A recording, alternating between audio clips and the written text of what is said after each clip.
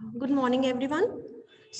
We are going to actually make you aware about the new education policy that is NEP 2020.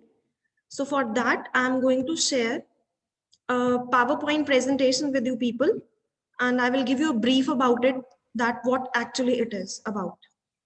So the National Education Policy 2020 is going to be implemented in the CBSE schools.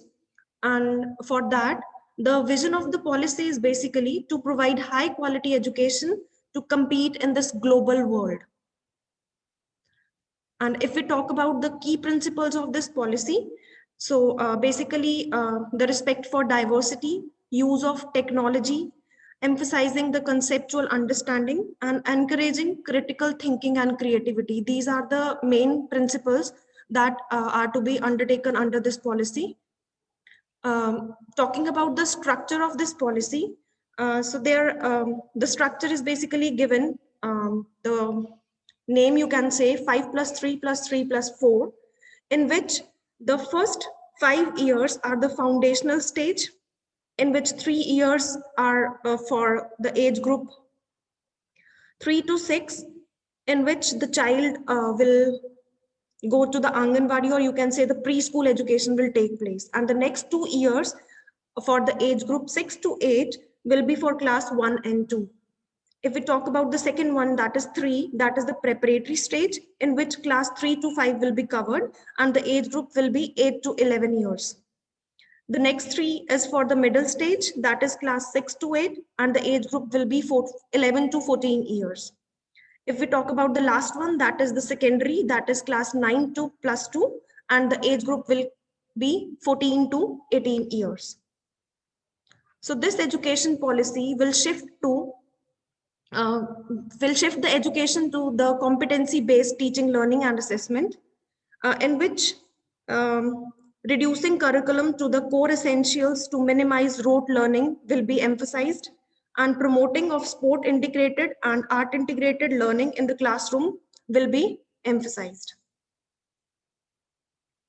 And in the basic 4 stages, the first is the foundational one, in which the play or activity based learning will be focused. In the preparatory stage, the graduation transition from play based learning to the more formal classroom learning will emphasized. In the middle stage, subject oriented and pedagogical and curricular methodology will be followed. And if we talk about the last, that is the secondary stage, it will be multidisciplinary study. The next main point is about the early childhood care and education, in which the learning shall be based on the play-based learning with a focus on developing the reading skills, writing skills, basic mathematical operations, and basically it will be linked with the basic of the life skills.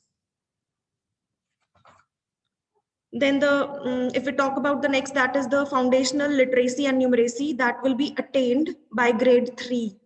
So the foundation of literacy and numeracy will be attained in the students by grade 3.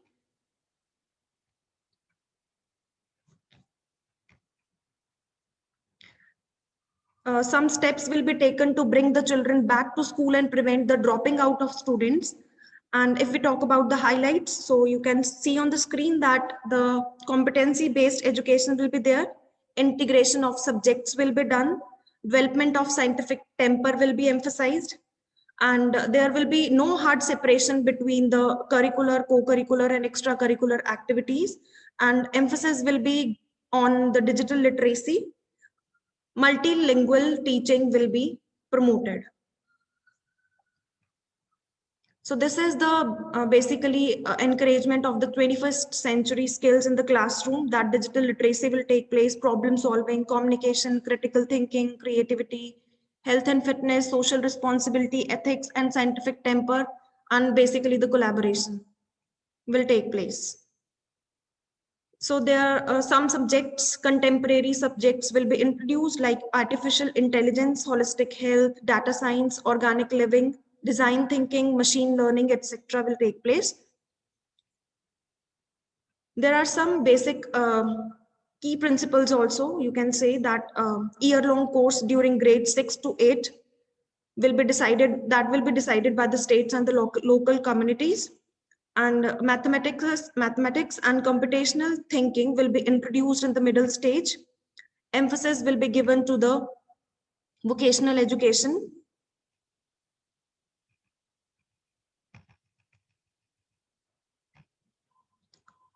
Knowledge about our country will be provided in different scenarios.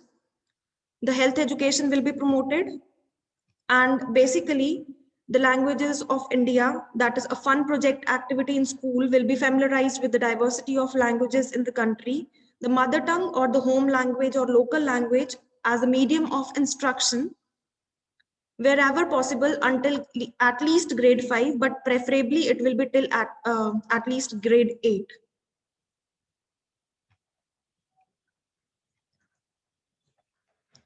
And the NCERT textbook again will be in the new form related to the new education policy. So after that, talking about the assessment for the student, that will also be transformed. This, like in the case, the test of more concepts and move away from the rote memorization. Conduct of assessment for all the schools will be taken place. Student data will be not disclosed publicly, and the use of data for continuous monitoring and improvement will be taken care of. The report cards will be redesigned. And if we talk about the national education policy for the teachers, for that case, a teacher will undertake 50 hours of continuous professional development every year, driven by their own interest.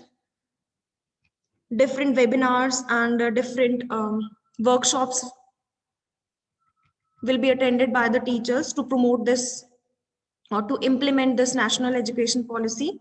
And at the last, I just want to conclude it with that how we have to engage with parents and community for the positive learning environment.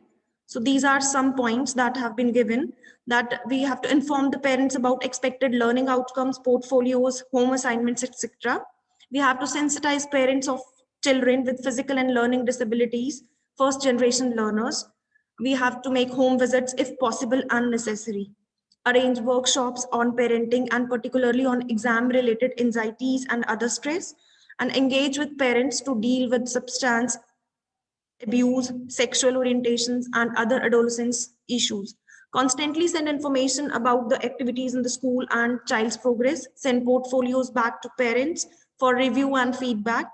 Inform parents about the kind assistance the child needs at home for learning. Newsletters, emails, blogs, memos can be regular feature. We have to let the parents be volunteers for the field visits, sports exhibitions, annual functions, etc.